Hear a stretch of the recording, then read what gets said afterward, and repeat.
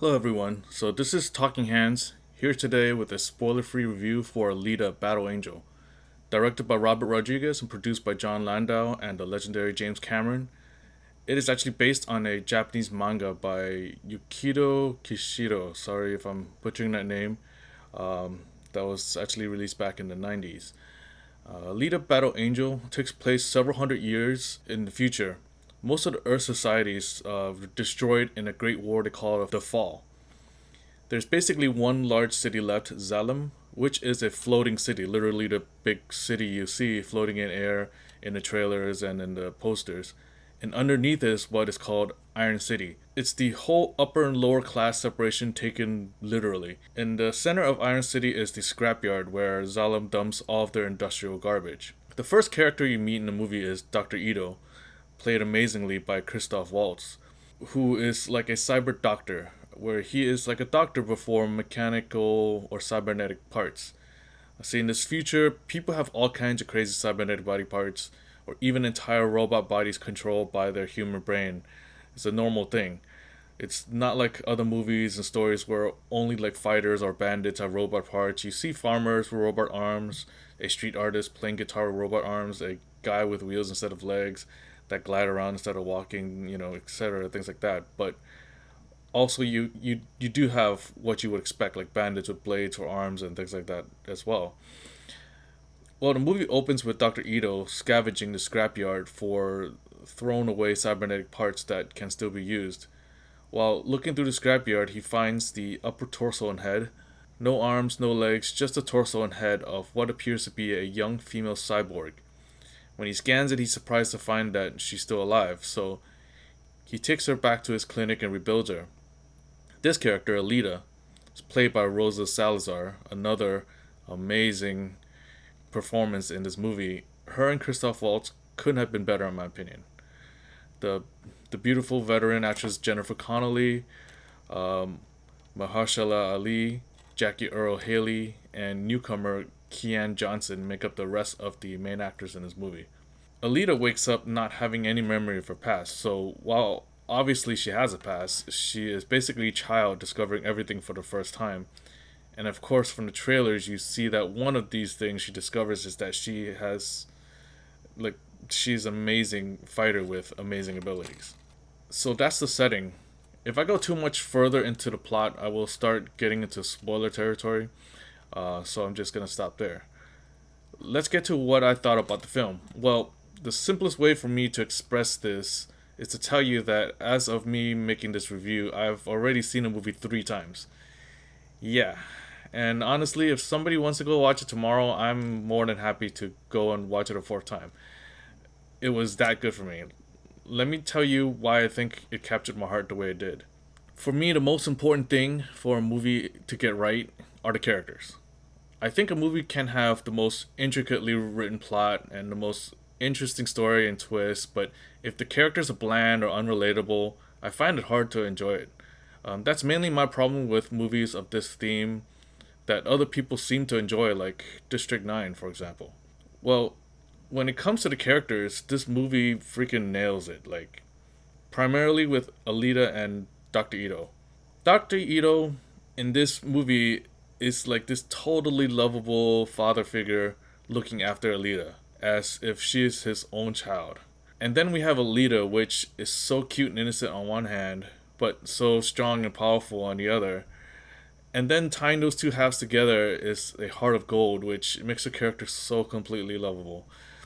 Christoph Waltz, unfortunately, is at that place where we don't need to heap praise on him anymore. You already know his performance is going to be superb. But Rosa Salazar as Alita was a huge surprise.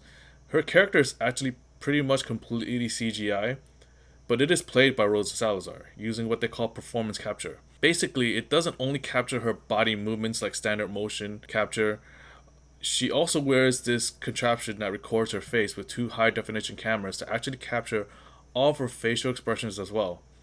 It is done at once in real time, so even like that vibration traveling through her face from her punch will be captured in this system, opposed to a system where the body and facial things are done separately inside of a studio or something. Now, this isn't the first time this is used though. We've already seen it in like the golem in Lord of the Rings, James Cameron's Avatar, the apes in the new Planet of the Apes prequels come to mind. However, in my opinion, this movie takes it to like a whole new level. The amount of small, little, subtle, nuanced expressions they were able to bring to Alita's character was just mind blowing. And despite her face not being completely human, obviously the eyes were made larger, I can confidently say that they've beat the uncanny valley effect, where a fake human, whether CGI or a prop, can be made to the highest quality, but your mind still picks up on something that's just off about it without being able to put it into words what it is, which gives away that it's fake. With Alita, honestly, after a few minutes in, you're just watching the movie with her as another character, completely forgetting that she's completely CGI. But technology aside, all of that would be wasted if the person doing the performance, in this case, Rosa Salazar, was a piss poor actress. You'd simply see a CGI character who can't act. Luckily, this isn't the case here. Rosa Salazar might not be a household name yet, and I can't tell you if she's this good in everything else that she's in, but I can tell you right now that in this movie, she was amazingly good. Like, some of the best moments were also the most subtle. And thanks to this new technology, those small, subtle things were perfectly captured and portrayed. One of those things is Rosa Salazar's like amazingly cute laugh. Okay, like, oh my goodness, I can watch her laugh for an hour straight, and it just comes through perfectly through Alita. The others were the more emotionally heavy moments that Miss Salazar was able to put forward that really had a huge impact on me. Without spoiling the movie, there was a scene where Alita tries to save someone she cares about, and at this point she's pretty confident in her ability to save this person. But then something happens, like the situation changes to a point where it's basically impossible for her to save this person. You know, we all see that. And through this facial expression performance capture thing, you can literally see like the very millisecond she realizes this too. And you can just see the hope drain from her body and soul, just like from her facial expression. No need for words. Like, a lot of animes would resort to these inner monologues where the anime would, stop and then explain this change of feelings or the situation in what seems like the character's thoughts. None of that. Like, with just a simple facial expression in real time, you see her just completely lose hope, like, in the situation. And holy hell, it was just heartbreaking. Like, really, really heartbreaking, just seeing her going from hopeful to just completely hopeless in that one moment. And just that one fraction of a scene was so superbly done by Miss Salazar and the special effects team. It just killed me. Like, really, like, it was just a really great moment. Another moment was when she thought someone she trusted was withholding information from her. When she confronts him about it, you can see that feeling of betrayal in her face through like really subtle and nuanced micro expressions. Like I am amazed the system can capture those little tiny movements in the people's faces that even some people don't consciously notice in real people. But when they're missing, we can kind of tell that something's missing. And this isn't just limited to negative feelings. When she discovers something she likes, or when she's captivated by something, discovering her first crush, all of those things are also amazingly performed by Miss Salazar and then amazingly shown on screen through her character Alita. All of these things, in addition to the fact that she was so morally good in the movie, well minus one hilariously great scene where she basically was being a rebellious teenager, almost guarantees that you can fall in love with this character. Characters aside, the story and the plot also matter in making a movie enjoyable, and in my opinion, those aspects were not neglected either. There was really good world building, and the movie was filled with many other interesting characters that helped move the plot along. However, one thing to keep in mind is that a lot of things were intentionally left out because they are meant to be revealed later. This movie was only supposed to cover like the first 2 books in the original manga, with a few little things from later books thrown in just so that the story isn't an exact copy of the manga. One of these things that was mixed into the story by James Cameron was the sport of motorball, which is like a combat sport that doesn't make its way into the manga until several books in. Cameron liked it so much that when he wrote the script, he made sure to try to weave it into this movie, which I'm glad he did because it managed to give this great movie some more variety and a chance to show off some really crazy good action sequences. Which brings me to my next point. The thing that gets pretty much universal praise about this movie, even from those weirdos that didn't like the movie, I'm just kidding, of course, is the action. The action sequences and fight choreography are downright mind blowing. There are no quick cuts or shaky cam, to be lazy with the action scenes, where they shake the camera a little bit and the bad guy's down. You don't really see what happened because even they don't really know how to really do it. The action scene smoothly follows the action and then showing some key parts in slow motion without it feeling way overdone or cheesy, like a John Woo movie basically. So what you get are these really great choreographed fight scenes where you see every little dodge, every little punch, every little kick. Now, there are a few things that I found to be a little lacking in the movie.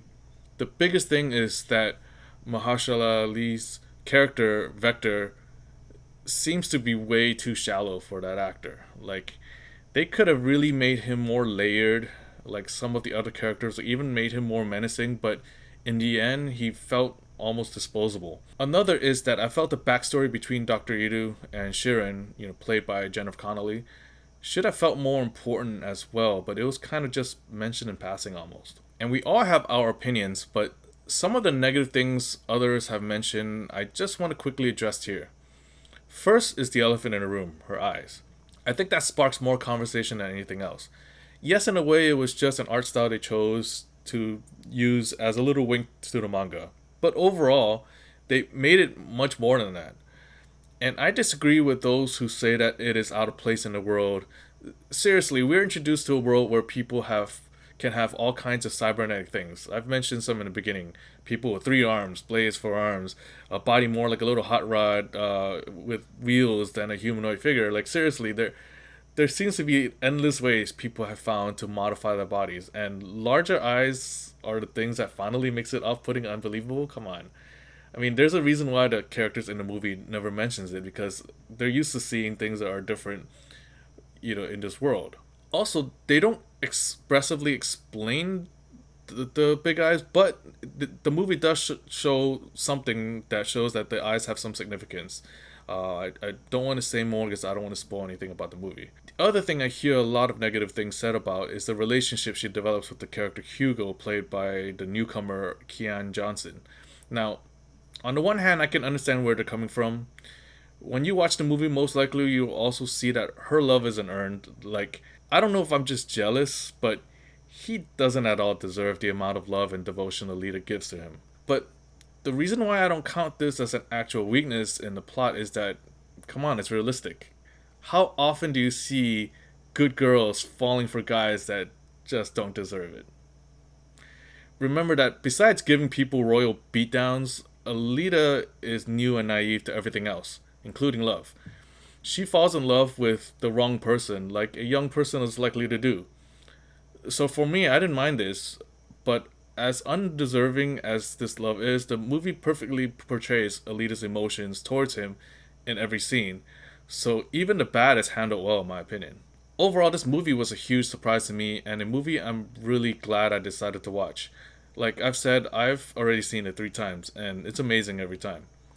I'm really just so in love with some of the characters. Like, I wish I can transport myself into the movie, if only for a few minutes, just so I can give Dr. Ito and Alita great big hugs. And, of course, hope that Alita doesn't murder me in the process.